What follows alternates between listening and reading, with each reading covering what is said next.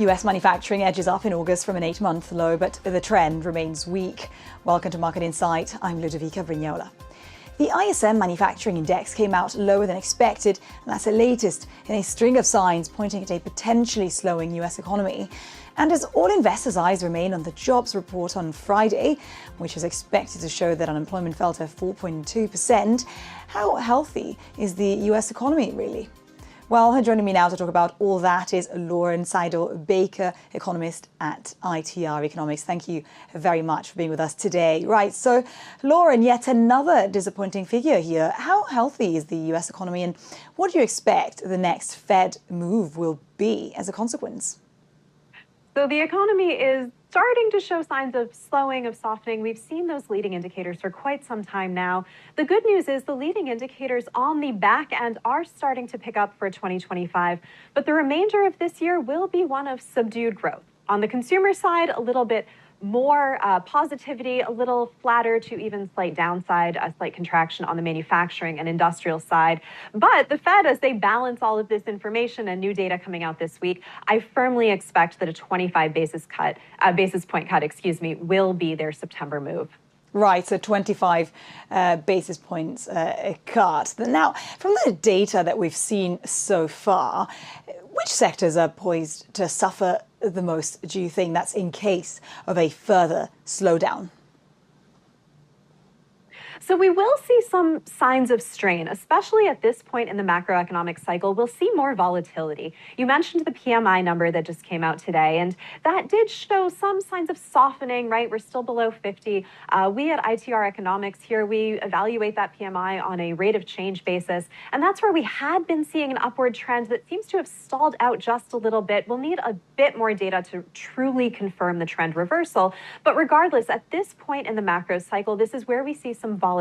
So a little bit of meandering in those numbers is not to be unexpected.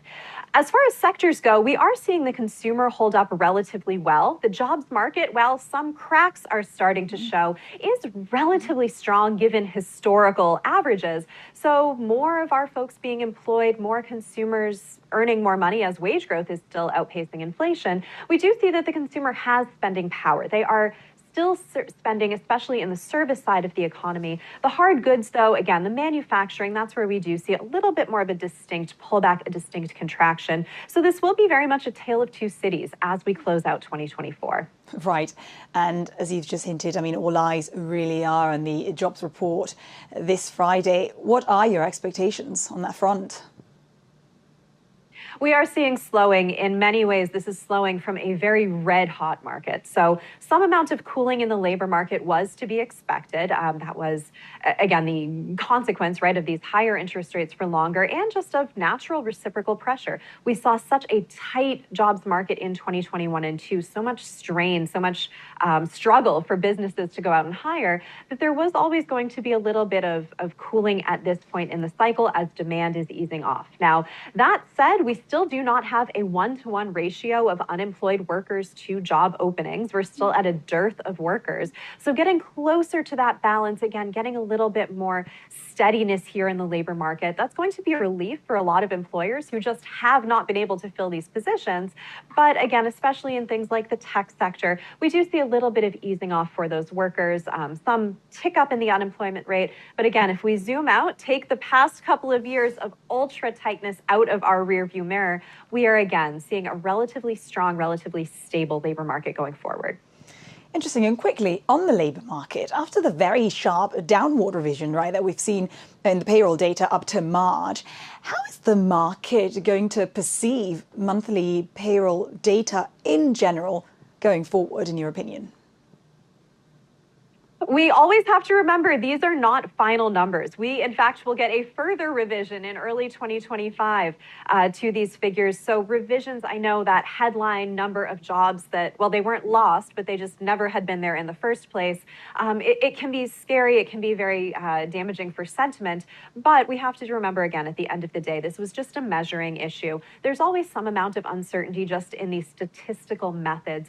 And again, headline jobs numbers, like we'll get that payroll figure on Friday that will hit markets. It will certainly cause a ripple effect in stocks. But those fundamental drivers, right, those real economic outcomes, those are not the same thing as the stock market. And that's where we see, kind of these longer term trends. 1 month does not make a trend. So we want to just zoom out and take this volatility as it comes, look at that overall trend, which again is cooling in the labor market, but the bottom is not falling out from under us. Right. And one quick final point. We are seeing bond yields struggling to drop materially below 3.8%. I'm speaking about the 10-year Treasury yield. What do you expect going forward? And is a 380, 390 a good level to enter, do you think? So again, I do expect the Fed to begin their rate cutting cycle in September. That will not be the end of things. However, overall this cycle, I'm looking for between 25 and 100 basis points of cuts to that federal funds rate. So that will have some knock-on effects for the bond market. I think a lot of market participants are a little bit, let's say, ambitious, are maybe showing some signs of wishful thinking with either pricing in a closer to a 50 basis point cut in September or pricing in a greater magnitude of total cuts throughout this cycle. I think the market will be disappointed. The next signs of the future wave of inflation coming in 2025 are starting to form. So I think the Fed will be limited in just how much they can cut. I'm not sure the market is yet appropriately pricing that in. Lauren Saidel-Baker, economist, thank you very much for being with us today. And that is Market Insight. Don't forget you can watch more videos on Reuters.com.